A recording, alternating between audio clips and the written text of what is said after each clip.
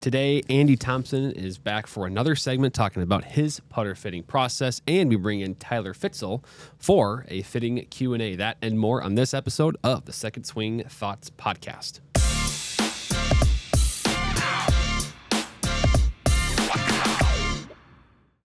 Hey golfers, I'm Drew Mahol, the Second Swing Golf, here today for another episode of the Second Swing Thoughts Podcast with co-host Sean Bauer here in the studio. Going to be another fun one today. We've got a twofer for you, if you will. We have two different segmented interviews for you. I mentioned we have Andy Thompson, we have Tyler Fitzel, both club fitters with a ton of knowledge. But we, of course, to get started here, we have some kind of trending topics on tour that we noticed. There's PGA Tour events happening. It's the fall season, but these are the ones that are almost more exciting for players getting their tour cards or maybe just getting their first starts on tour. Yeah, there seems to be a lot more at stake for, maybe some names that either you don't know quite as well, for some guys who have, had a rough season or two and needing something. So they're fun. I'm excited for this upcoming week's one. I think this one is out in Utah. Yeah.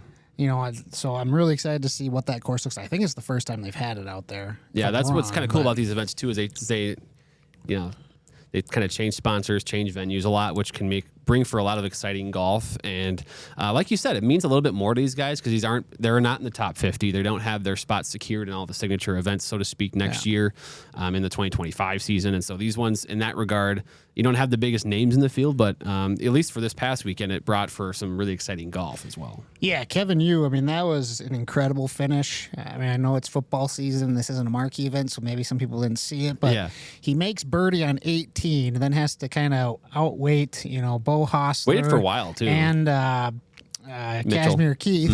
Kind of had to wait to see what they were going to do. Hostler ends up getting into a playoff with you. Keith kind of had a rough go there on the 18th hole. So then it goes to a one-hole playoff, and you kind of sticks an approach shot right into the flag, hits the birdie. Hostler wasn't able to do that. So a pretty exciting win, especially for your first career win, to do it in playoff fashion with a big putt just to force a playoff.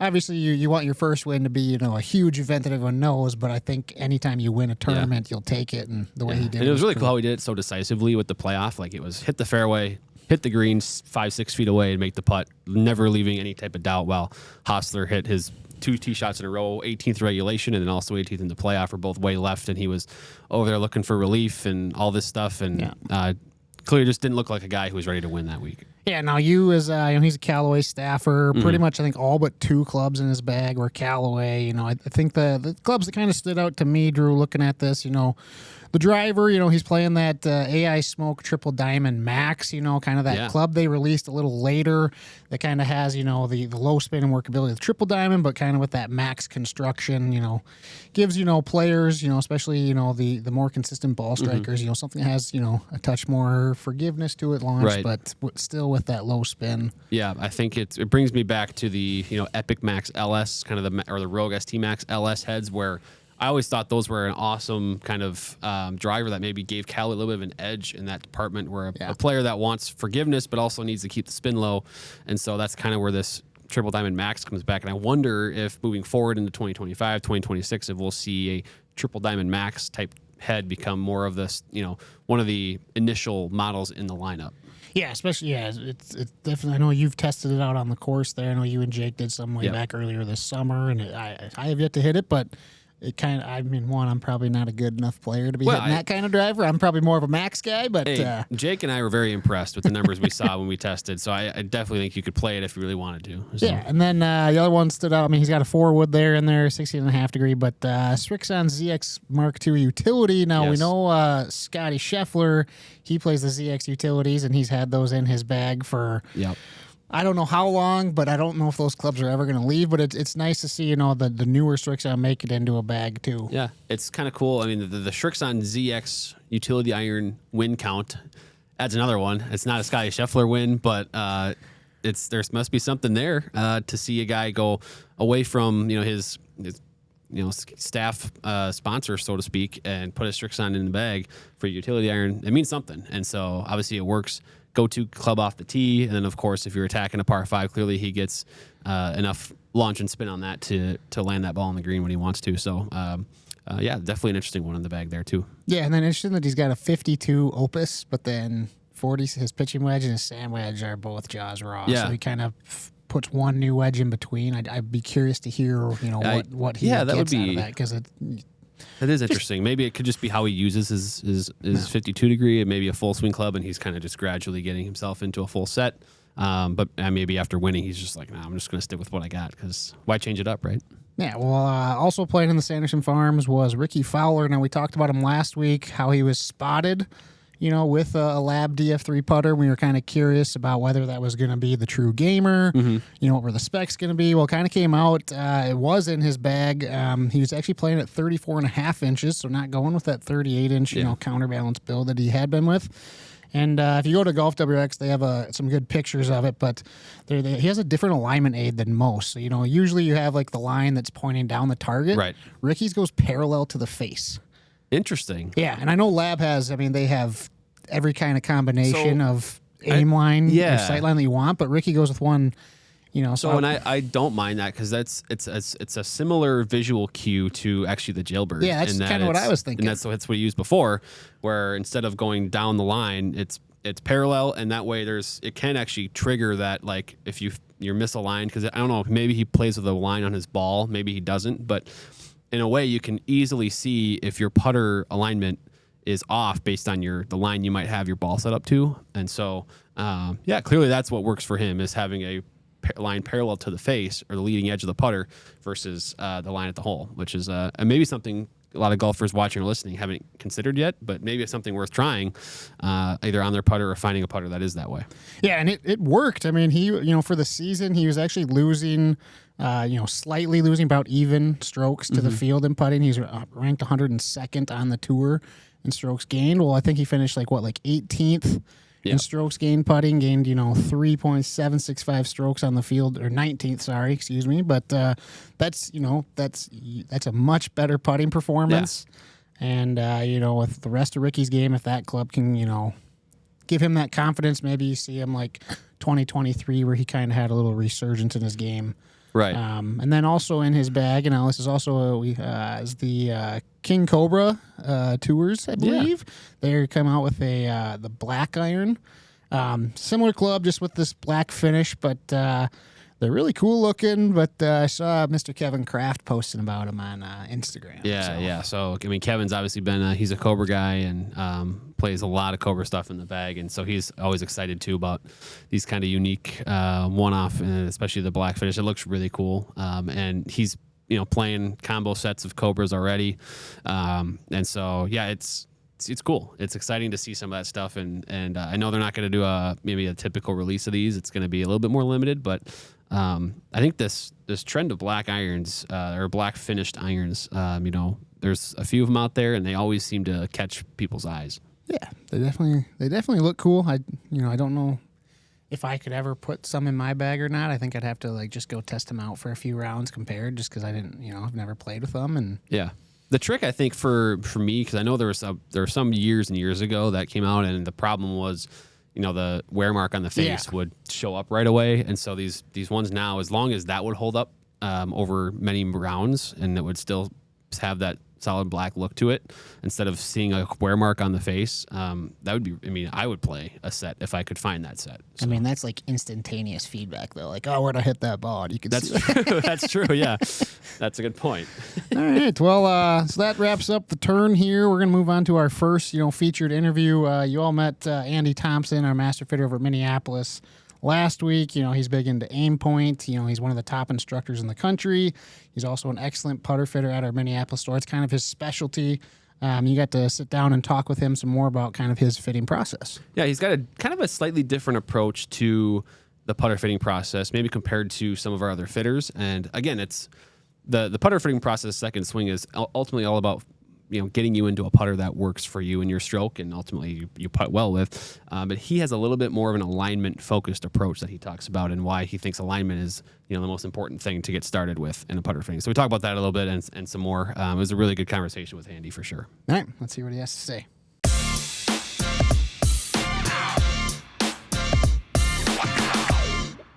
All right, we now welcome on to the Second Swing Thoughts podcast. We're back with Andy Thompson for another segment. We had him on last week to learn a lot about, your background and kind of the fascinating way you got into golf and into putting. And now today, just want to dive a little deeper into kind of your putter fitting process and a little bit of kind of how you operate a little bit in the fitting studio, so to speak. So kind of when we talked last time, we talked a little bit about, or you sort of mentioned your process with alignment. And so just kind of wanted to bring that up again. And I guess why to you is alignment such the number one primary thing?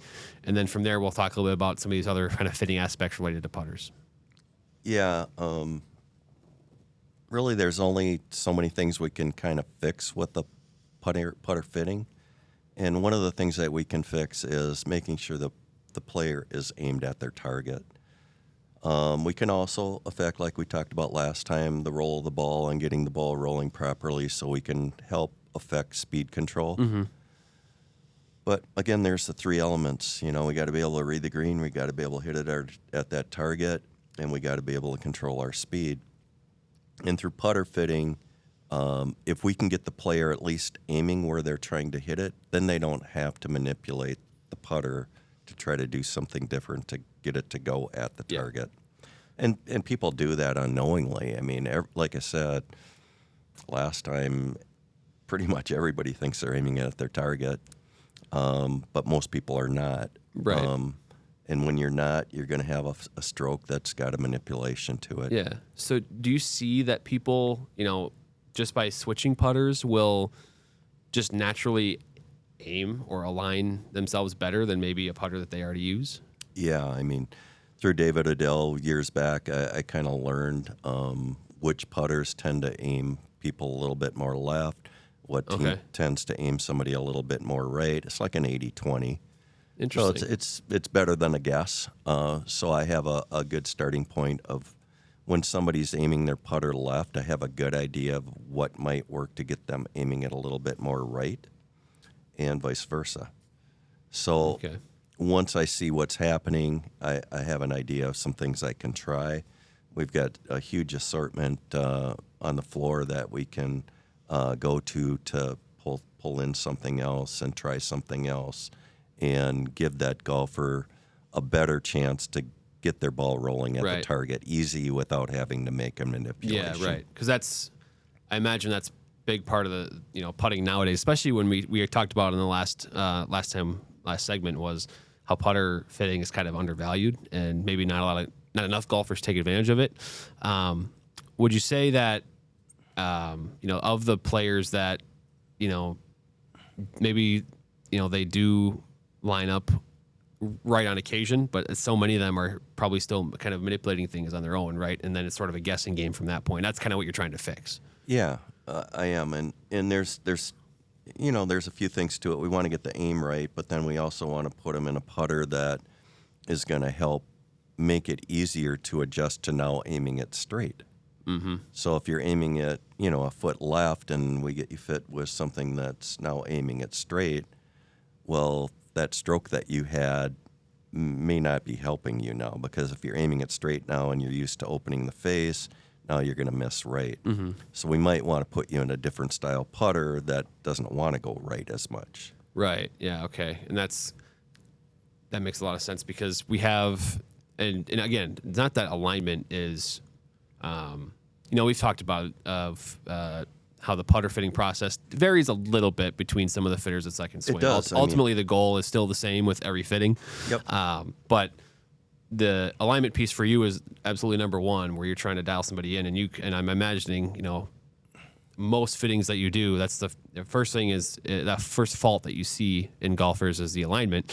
Outside of alignment, what are some key faults that you see commonly from amateur golfers, whether it's maybe putting stroke or maybe it's simply the putter that they're using is not close to matching their stroke, or what do you see? Yeah, I see a lot of that. Yeah. I see a lot of all of that. So, from a putter perspective, I see putters that they're playing way too long of a putter typically. Sometimes they're playing too short of a putter. We get, society is getting taller. I mean, we get a lot of people in the store that are 6'3", 6'4", 6'5". They're playing a 34, 35-inch putter, and it's probably not really what they need. They're stooped over a lot. They're not in good posture.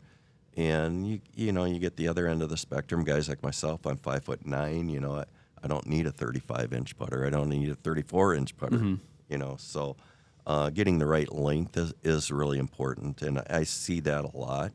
The misalignment from the stroke perspective, the biggest thing that I actually see is over acceleration. It's very funny you say that because we've had Larry Babka on here several times, and that's the exact same thing that he says. He says the most common thing he sees is people, they take their putter back maybe too short, and then they slam it forward, and that's the over acceleration you're talking about. Yeah, I mean, I had a lesson this morning, and really good player, 2 handicap player, has been playing for years. I mean, I got to the green. I was shocked. I was shocked. I mean, he's taking his putter back this far on a 30-foot putt. And he was pretty good. Yeah. But he knew his distance control was way off. But, I mean, he'd take it back here and super accelerate into the putt. Right. And it's just so hard to be consistent with that. Yeah, so because that's one of the things I was going to bring this up with you, and this is a good time for it, I guess, is these longer putters, whether it's, we talked about kind of off-camera counterbalance or, the broomstick style. It seems like because those are heavier, it makes it a little bit easier to avoid that sort of quick acceleration or too strong. Do you see that a little bit? And maybe is that one of the reasons maybe you're fitting players into some of those putters? Yeah, I think it's a little harder to do that. So it doesn't lend itself so much to just taking it back a couple inches and then whacking at it. So it's more of a gradual, longer backstroke and follow through. And I do think that is part of the reason that those types of putters have become more and more successful. And you're seeing them out on tour like crazy. I mean, you're seeing counterbalance, you're seeing broomstick out on tour, and now you're seeing the general public follows what the tour is doing, as you know, with all clubs. So you're starting to see people gravitating towards using those, and we're fitting those a lot. Right, yeah. I mean, they're super popular. I'm playing one already, so. As am I. Yeah, and then also I wanted to ask about mallets because I'm playing a long putter that's also a mallet. I've kind of got this, thought in my brain, and maybe it's incorrect, but it just seems like with all the technology and the forgiveness that mallets have, it just seems like players should be playing mallets. Not that blades are, terrible and should never be used, but it just seems like there's so much more benefit to mallets if you can kind of get over that. Maybe that some of them just don't look as clean, maybe as a blade, right? That's the thing that we're always fighting as fitters is folks always want the putter that looks cool and appeals to their eye, and a mallet is just a lot more forgiving. The moment of inertia is way bigger on a mallet. It's always going to be, and they're just easier to hit. You can hit it off the toe, you can hit it off the heel, high and low in the face, and the ball's still going to roll pretty good. A blade, anybody can play a blade, but are you going to be as good of a putter with a blade? You know, if you're playing out on tour and you're putting for 2 hours a day, and you got a Sam Putt lab that you're using, and you got a putting coach that's with you 3 days a week. That's easier. Right. Yeah, exactly. There's I don't know, I've just noticed that, and even in the putters I've tested, when the new products come out and there's blades, there's mallets, and I just feel so much more stable with the mallets out there. So, well, as we kind of wrap up here, I know we got just a couple more minutes, and we've had you already for a couple segments here, so I wanted to kind of not take too much of your time, but I just wanted to let the viewers kind of get a look into your bag and the putter that you're playing. Because, hey, what's in the bag segments are always our favorite. And, of course, from the putter guru himself here, we wanted to get the putter that you're playing. Well, I just switched this year to a l.a.b putter. Okay. And it's a broomstick style Mez Max. Oh, there we go. So, yeah. Wow, that's the super weird popular thing one. about it is I was working with one of our other fitters and on his putting, and he wanted to get a putter fitting, and he tried one. Transformed his whole putting stroke. Really? Yeah, I couldn't believe it. So I thought, what, might be something to this. So maybe other players and other golfers, some watching or listening, should maybe try that out, is what you're saying. They're pretty cool. Really? Interesting. Well, Andy, thank you for your time. Some really good insight here into your putter fitting, I guess, methods and your, attack into what a putter fitting is.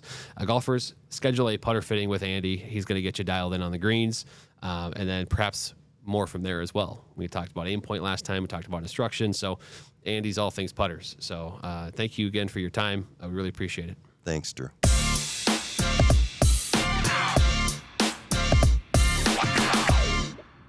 Well, great conversation there, Drew, with Andy. His process, like you said, it is a little different, but I think, it's kind of like what Tyler Fitzel, who you're going to hear from shortly, says, we're not here to, make numbers. We're here to help you make putts. Right. And so whatever the process is that you're going to go through to, get that golfer dialed in with dialed in on the putter, give them that confidence, that's the ultimate goal. Yeah, it can be kind of distracting sometimes almost with all these numbers and data that are thrown at you in a fitting, whether it is a full swing, you're hitting driver irons with TrackMan, or you got the Quintech with a putter fitting. There's all these numbers. And then, of course, we can, we talk about aim point. There's numbers involved with that too. But both of them said, at the end of the day, it's about making the putt. It's about holding the putt and the process to do so. Interesting to hear from Andy. And, of course, anybody in the Twin Cities area, if you're looking to improve on your putting, he's a wonderful person to go to right away for, and again, he can help you with any aspect of putting. Of course, putter fitting and the putter you're using is a very big part of that. So, a great resource for knowledge on the putting game. Yeah, well, speaking of helping out your golf game, we have a little Q&A session coming up here with Tyler Fitzel. Now, we sent this one out to you viewers to, submit questions that you have, specific, whether it's a specific club or a specific, area of your game you're looking for. It kind of covered all bases with Tyler. So really interesting, he had some really interesting perspectives, as Tyler always does. Yeah. So I think you'll enjoy it, and please, as you'll hear, just send us some more questions you have. We love to ask our fitters this. Ultimately, this podcast's platform is to, help you, get more insight into the clubs you want to play, anything like that. So please ask any questions you have. We're open ears here. Absolutely, and the thing with Tyler is great is you just kind of get, you almost turn the dial and let him go, and he gives you all kinds of wisdom on the game. So. Without further ado, we're going to let you see that in action here with Tyler and the Q&A session.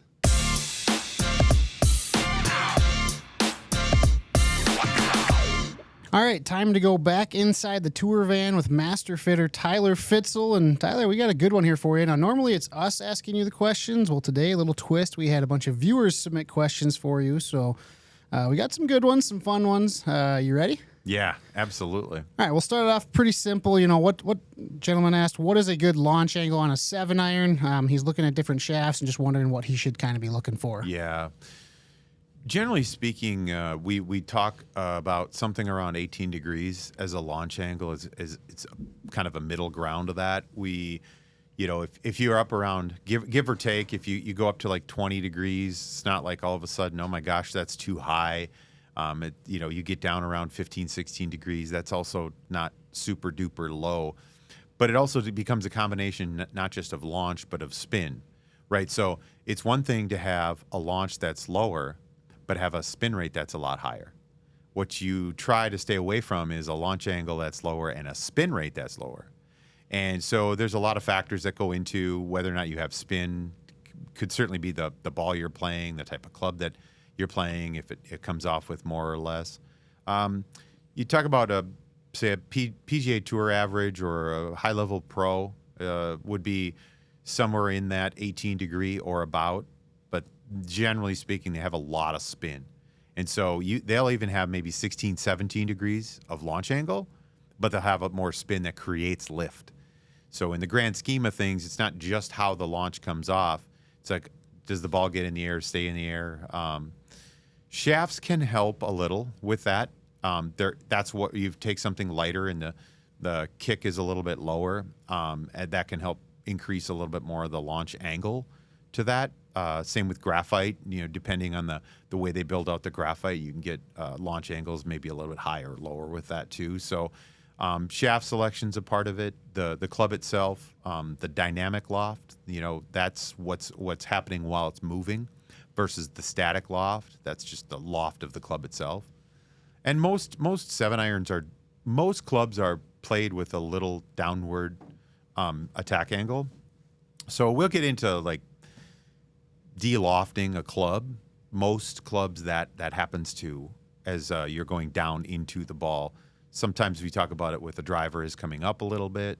A putter's a whole conversation about having the right launch angle on a putter too. So, man, staying with golf shafts here, we got a graphite versus steel. They got an 85 mile per hour iron swing. Just kind of wondering if there's one way they should lean or the other, and then just benefits to both. Yeah, let's assume that's a 7-iron as well, and at about 85 miles an hour. Graphite for the longest time had kind of had this rap for like it's going to be for older players, slower swing speeds.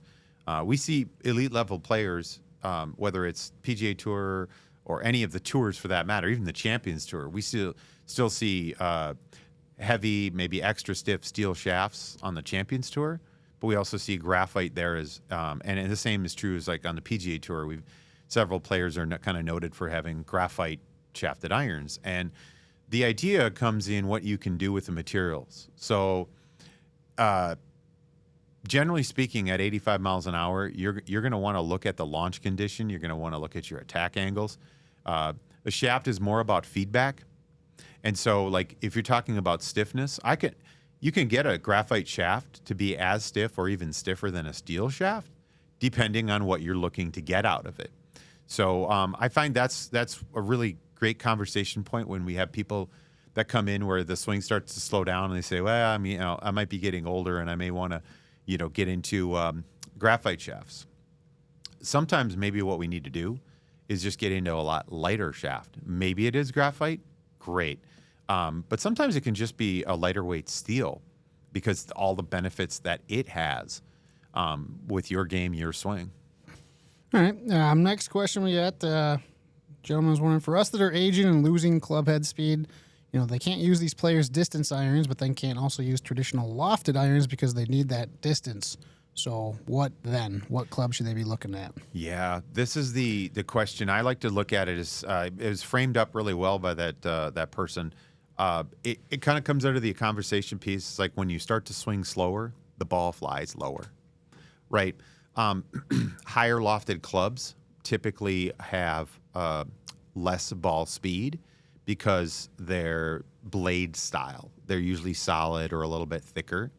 So one of the things you'd like to get more launch, to get more spin, you're going to need loft, but you'd also like more ball speed. So it becomes this actually becomes more of a ball speed issue when the initial velocity of a ball starts to slow down. It doesn't climb in the air quite as fast, but even when it's faster, it stays low, but generally it can generate more spin. So it becomes kind of a ball speed launch and spin situation.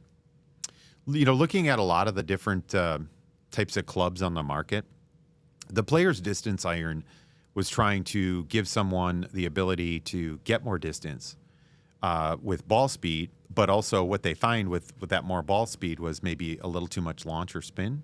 So they've reduced that launch angle. Like in the loft, they'll take something from a 34 down to a 32, maybe a 30. In some cases now we're seeing 29s, 28s in loft. So we're getting the ball speed. And in some ways, it's just like replacing the number on the bottom. So very traditional loft on a 7-iron's 34 degrees. And now a lot of these, many of the companies out there have a 30-degree 7-iron. Well, that's 4 degrees. And so if you bump up to 4 degrees in most sets today, that's an 8-iron. And in some cases, it just requires you using your 8-iron because the ball moves faster. But because it has more loft, it gets in the air. As an end result, what we find out is we end up looking at taking the longer clubs out of the bag. And I find that if you look at the modern lofts compared to more traditional lofts, we start pulling a 5-iron out. Players might have had a 4-iron. It's their favorite club in the bag. Doesn't get in the air. Comes out of the bag. 5-iron. Now, if my side, I have a pretty traditional set of blades. So my 5-iron's at like 25 degrees, maybe 26. I think it might be at 26 degrees. But that's a 6-iron in most normal sets. So there's a balance that you have to start to look at. And when my 5-iron isn't creating enough launch, spin, hang time, if you will, then I might have to look at, what's the next club. So that's where the conversation starts to become hybrids. It normally doesn't have, some companies start to put in more gap wedges. So you've seen the addition of more wedges, the subtraction of more longer irons. But it's how they're used, and it's their usage. So. All right. Sounds good there. Well, we got a fun one next. Gentleman's playing a Ping G400 Max driver. Mm-hmm. He's wondering why that driver is, he says 98% is good per distance and dispersion as everything new that comes out, and why can't anything seem to beat it? Yeah, it's a great question. And this kind of goes more to we talk about technology and technique. If you're in a place with the technology that you've married up that technique and they're both performing. So let's say, for instance, we put a brand new $600 driver in his hand and it doesn't perform any differently. Well, if you're doing the same thing with it, if you're getting the maximum type of ball speed, if you're optimizing your launch and spin, you could change all the shafts and lengths and grips and weights and settings you want on something. But once you get to optimal, right, that's where we want to be. And if you're there, right, the next product doesn't necessarily give you more optimal. So there are some legalities in how big, size-wise the clubs can get, ball speeds that can be generated, the MOI, the weighting, some of the different features that you can change up with it. I think part of that is evident as we look at some of the elite level players. If you take, for instance, any of the major companies, Ping, Titleist, TaylorMade, Callaway, Cobra, Mizuno, like any of them, you have players that are still playing last model. There's going to be. Well, they have the new technology. Why aren't they playing the new one? Yeah, because that technology is still working and it's still optimal. The amount of time, you say like 7 years of a club that's been optimal, that's phenomenal. I mean, think about how effective that's been to your budget. You haven't had to. And even if you go test some things and say, well, the shaft isn't any different. Yeah, it's not. That's good. Like, that's a positive. I know I'm, kind of caught in that situation between a current model that's out right now that I'm not necessarily better with. I'm not worse with. It's not nearly as different as the prior model that's in my bag and has been there for 3 years. So if it's been there for 3 years and like it's working, or if it's been there for 7 years and it's working, what you can do is you can try the next one when it comes out. I just thought maybe you were going to say because the Ping G400 is goated, but Well, the 400, yeah, that's a great way of putting it. I would say every company still has that GOAT driver, and that Ping G400 was one of them. Yeah. Without question. Yeah. When you look at the elite level today, I'm sure someone somewhere is still playing the 400, but most of them have all moved on. Yeah. And if that takes 1 or 2 generations to move on, that's okay. And the way that most companies are operating, where they're putting a new driver out every year, you can wait a few years. You're not going to get a tremendous amount of difference. The other part of that too becomes, like you take, for instance, the life cycle of the product. Ping is about a 2-year life cycle. Same with Titleist. They come out about every 2 years. So you're not being bombarded with something. There's several drivers of different models where I'd go back and go, well, that wasn't as good as the year before. And then the next one comes out and it's like, well, this is better than both of them. Well, Yeah. Great. Yeah. So, hopefully you update your equipment. But the biggest thing when we talk about fittings is seeing whether or not you're as optimal as we can get for the technology and the technique that you are.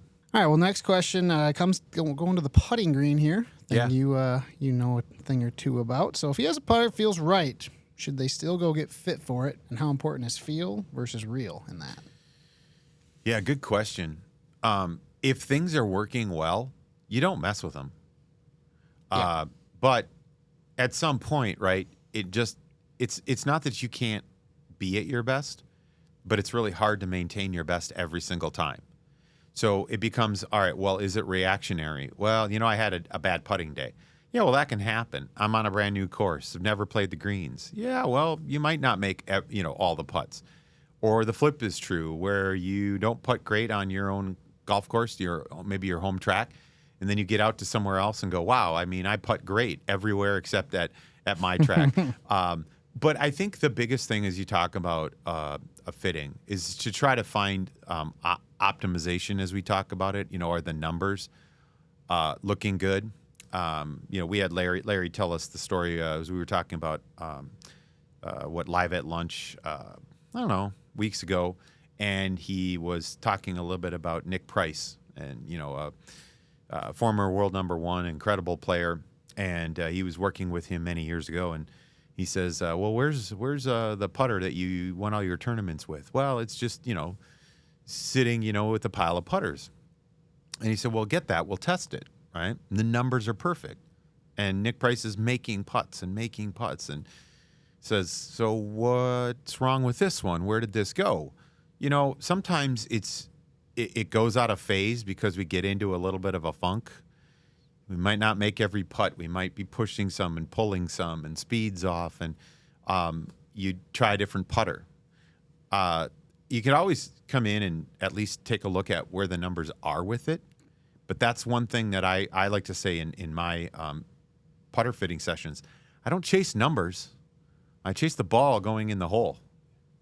And that can be done so many different ways. That it goes to the second part of that question, kind of real versus feel. How many times have you stood behind someone or you're playing, you kind of see them off of the side. I do it all the time, and I'm like, well, you're lined up, way left of the hole, and you kind of tilt this up and you close the face and go, oh man, I pulled it. Well, real versus feel is, really you weren't lined up on your line, you were lined up left of your line, and that pull was a result of what you were doing with it, right? So there is real versus feel. You felt you're lined up, real, no. Yeah. And that's where you would also maybe want to look at a putter fitting. See where the numbers are. If you're making putts, and I think the best advice I got a very, very, very long time ago, get a putter, put it in your bag, and then never change it. And if you're a person who, now this is coming from the guy who's got a lot of putters, like, 30, 40 some. I'm a Scotty Cameron fan. Those who know me know that. And I'll take any one of them out, and I have no issues with putting with any one of them. To me, it's not the putter as much as it is just the feel. And so when I've stuck to just one putter only in the bag, I putt better. Like, it's just, I have days that aren't great. Doesn't make me want to go change the putter. And then there are just times where I'm like, I haven't putted with this in a while. Try and change this up. It's a different look, different feel. So you have fun with that part of the game. This one's submitted to us on Instagram. What is the softest feeling iron that isn't Mizuno nor Strixon? Yeah, softest really, that's an interesting question. I look at it this way. When you talk about whether or not something's soft, there's two ways of doing that. One, the softness can be sound. So as an example, if you were to take sound out of the equation, that's going to, the how loud or soft something sounds relates to the way it feels as well. So if you start talking about pure blades, so you talk about a Mizuno blade or a Srixon, or you can talk about Titleist, you can talk about, there's so many. It's every one of them may be a little bit different. You might find one that's even softer You might find them that are a little bit harder, but a lot of that is the same situation that we talk about with other entities. So, for instance, a golf ball, right? If a golf ball is a little bit more firm and it creates a little bit more of a click, that can create some firmness or hard to the sound of the ball. Same thing with wedges. We've had this conversation that kind of goes way back. Forged versus forgings versus cast. You put earplugs in, a cast club and a forged club are going to be hard to tell the difference between. And there are things that some companies do. You mentioned Mizuno. They have a copper underlayer, which really dampens the sound. But like even and this goes for all the companies on the market right now, they're looking at acoustics. So you take a look at clubs that say forged on them, right? The idea that someone has a forged piece, that's a piece or a part, versus a forging where the whole thing's kind of stamped out. The stamping out piece can be a hard metal for a small piece.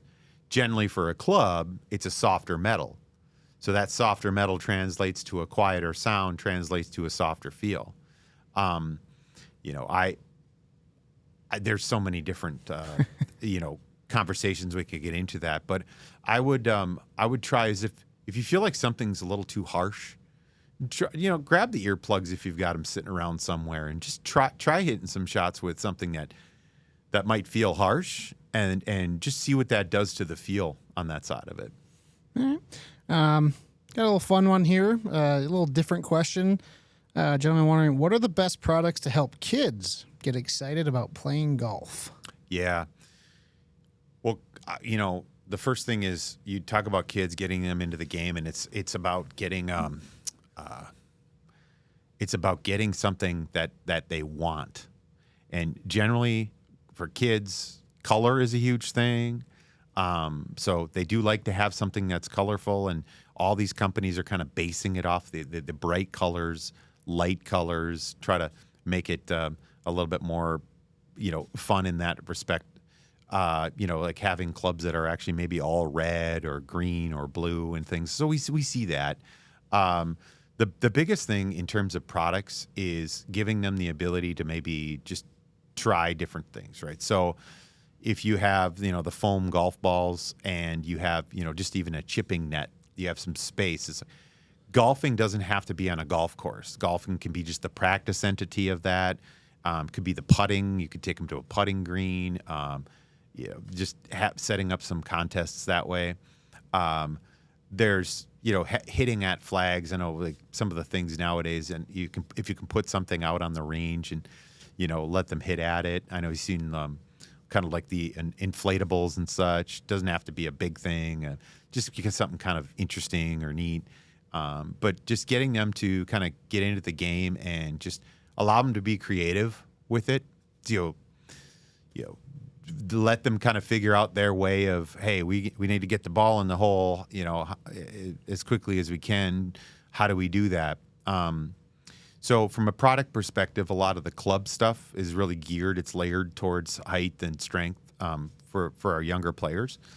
But it's also about how you kind of view the practicing part of that. So if you can get some of the tools out there, they make the little chipping nets, and it doesn't have to be a real golf ball, but you could get a real golf ball and just do that on the range or chipping areas at some different courses too.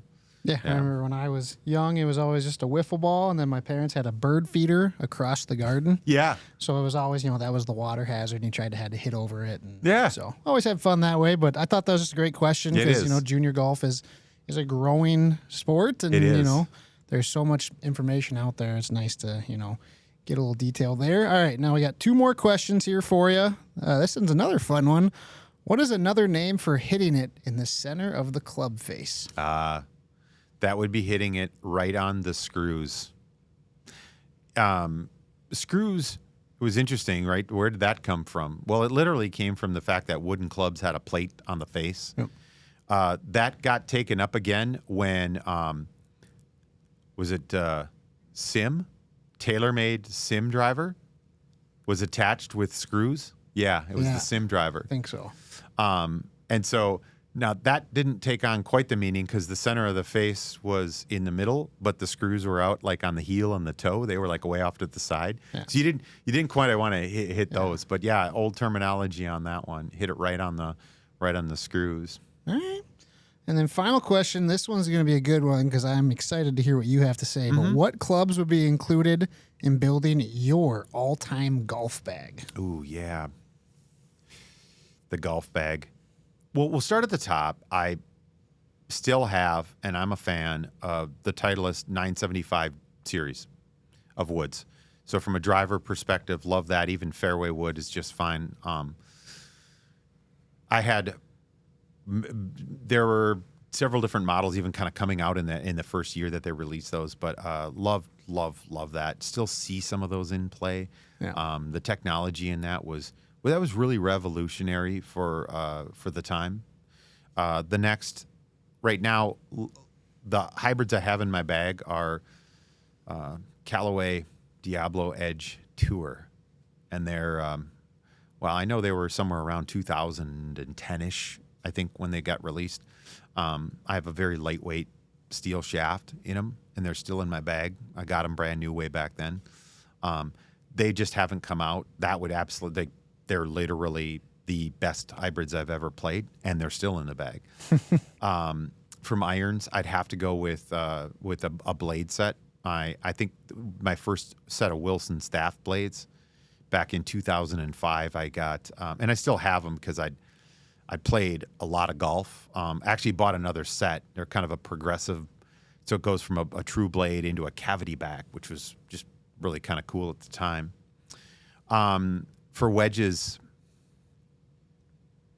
I would have to say that the X-Forged by Callaway with Mac Daddy grooves that are now illegal because of the size of those grooves. Not to mention, I had a 64 degree, and I love. Now I'm the wedge magician. Oh. Go look it up on Instagram. I love a 64 degree because with those deep grooves, I could kind of hit it anywhere, and it would just stop. Yeah. And, of course, as time marches on, grooves become illegal. That was a change. Not a problem. Love it. I think some of the stuff that we have in the market today is as good or if not better than, spin-wise and control-wise. What's really totally changed is the golf ball. I'd say if I go back, I'd say all-time, I think all-time in terms of golf ball might still be the Titleist Professional. It's like just kind of revolutionary, groundbreaking at the time. It was right before the Pro V1. That's when solid core came in. Balata was still a thing back then, but this was a little bit more durable, better, longer, higher launching, like all the kind of the things that Titleist was really getting into with the golf ball. Putter? Yeah, putter. Well, I'll make it easy. The first Scotty Cameron that I had purchased was Pro Platinum. It's a Newport mid slant, and that to me I still have it, still play it. Was the very first Scotty Cameron that I'd purchased. I go back on it. The putter leading up to that was a Scottsdale Answer nickel, which, talking about feel, as we go back on that feel thing, that nickel was so soft that you just really couldn't even hear the ball hit. Yeah. It was like having an Odyssey insert where it's just kind of nothing on it. But I would say that my Pro Platinum is very similar in that, is that coating that he's got on it. I've done that with other putters. I've sent other Scotty Cameron putters to have them put the Pro Platinum on. That's the finish that I like, and yeah, it's still actually original, just a gamer. Alrighty. Well, thank you very much, Tyler. That was great. Got a lot of questions there. Feel free to submit more questions. We're gonna have Tyler on quite a bit here. If you want the best way to answer questions or ask Tyler questions, of course, it's a schedule a fitting with him, schedule with any of our fitters, as they can help answer any of those specific questions you have about your game. Thanks, Tyler.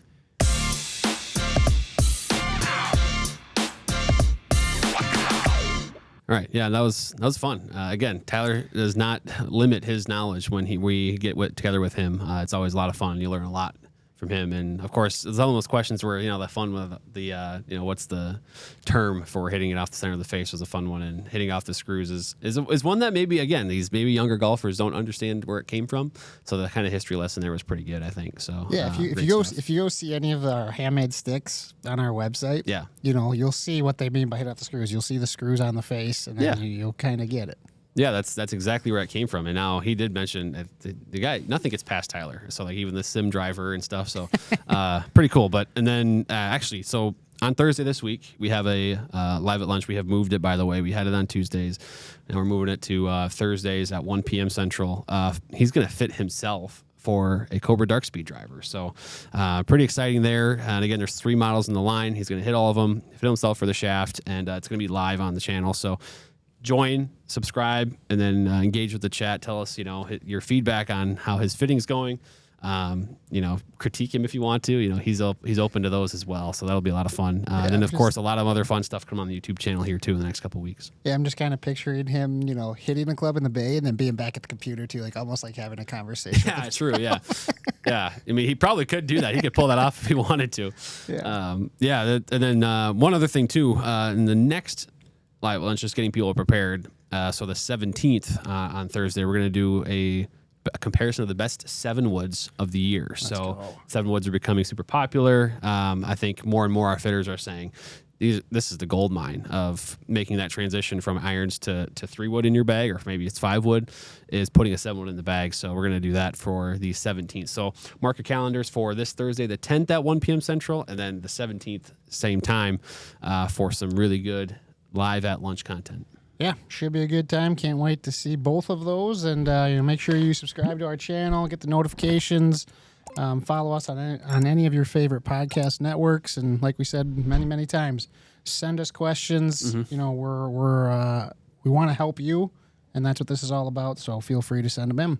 Awesome. Yeah. All I don't know what else to say. Well, that's it here. Second Swing Thoughts Podcast.